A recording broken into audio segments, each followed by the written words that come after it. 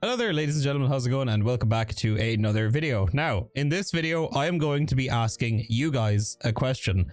I want your feedback on this. I want to know why.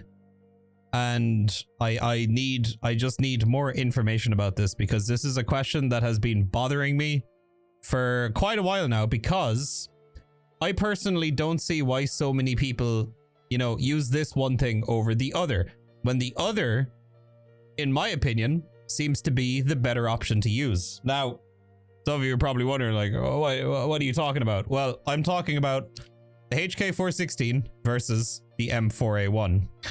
Now, neither of these may be the meta, you know, builds or whatever, but this is my HK build that I've been using, and then this was an M4 build that I used for a little bit this patch. So this HK build here is 62 ergonomics, 37 vertical recoil with 99 horizontal. Now, their ergonomics on the M4 is the same, 62, 37, and 101. So for these two builds, they are pretty damn similar. Like, they're very, very, very similar weapons. Now, the major difference between these two weapons is this: fire rate. The HK fires at 50 rounds per minute faster than the M4 does.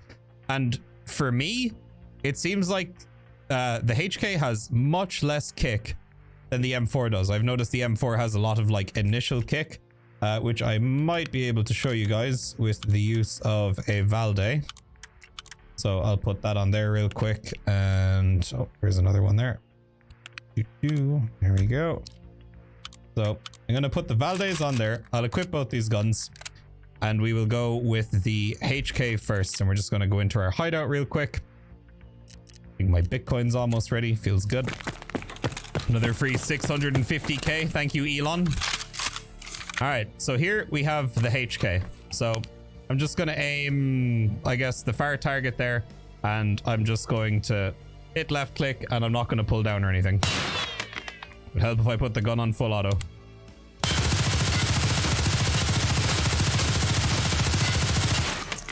So as you can see, the gun kicks up a little bit to the right, a little bit to the left, and then just kind of evens out in the same spot. Now we're going to pull out the M4. So with the M4, I found that I'm just going to try and like aim at the same spot again. There we go.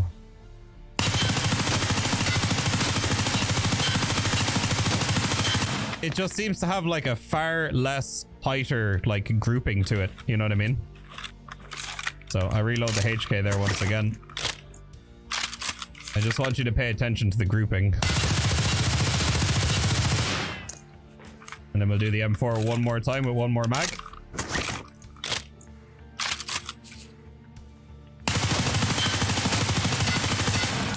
So if you'll notice, to me at least, the M4 seems a lot bouncier. And for whatever reason, I feel like the HK is just way more predictable. So what I'm going to do this time is I'm just going to pull the gun out. We're going to stick it on full auto. And then I'm going to try and keep it like dead center. So I kept pretty much every single shot on the target there, and I have a funny feeling I'm not going to be able to do the same thing with the M4, but we'll give it a try.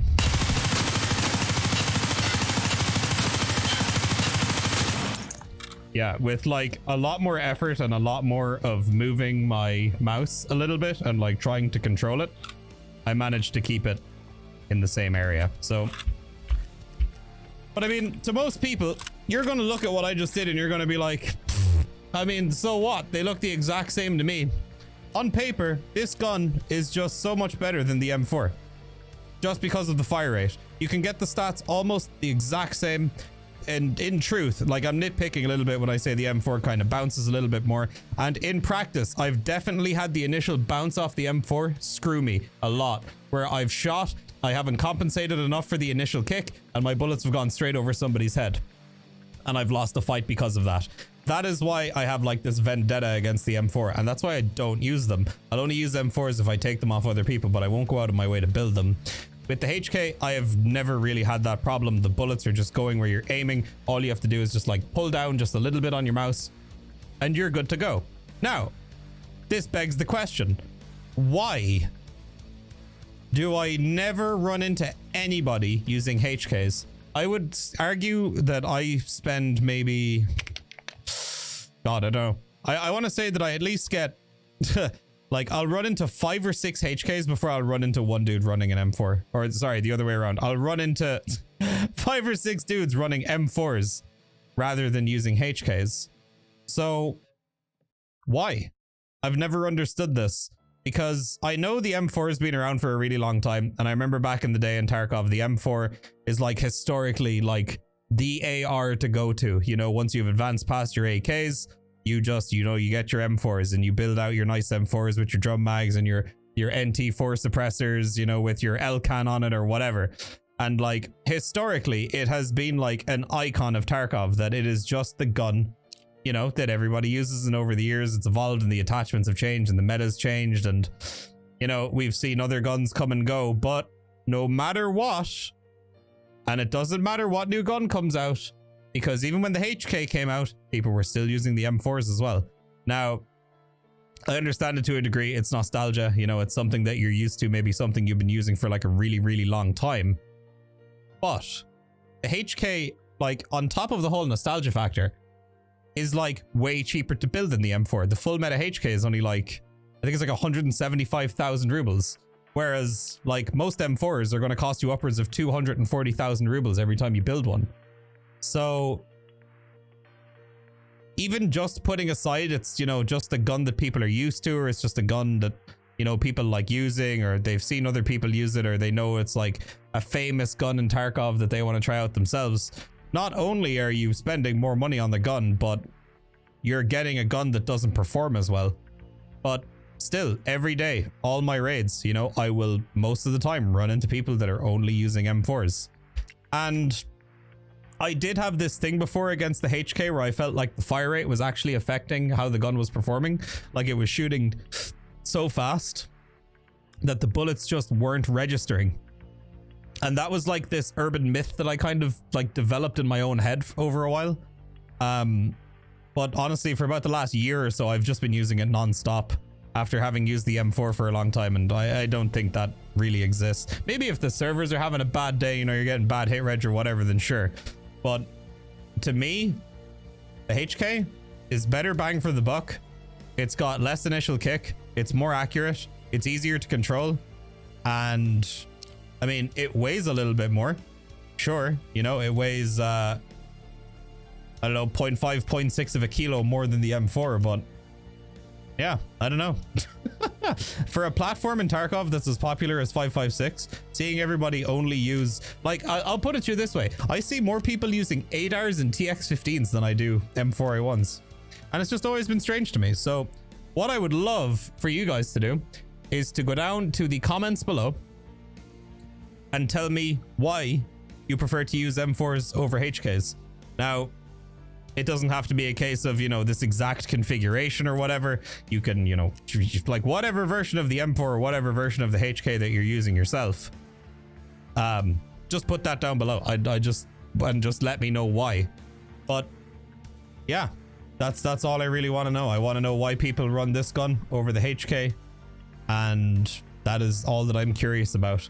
And hey, if you happen to like running, you know, the short barrel M4s or whatever with compensators, like that's cool too. I can't use that stuff because I don't like the Kamehameha effect in front of my gun when I'm trying to shoot somebody, and I can't see what I'm aiming at because of all the muzzle flash coming out of the gun.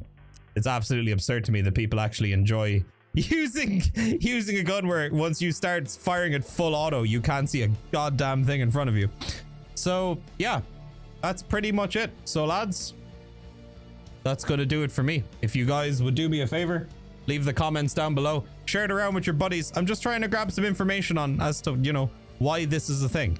I would absolutely love to know. So lads, if you enjoyed the video, please make sure to leave a like, leave a comment down below. I think the next video that I might be putting out is going to be a stim guide.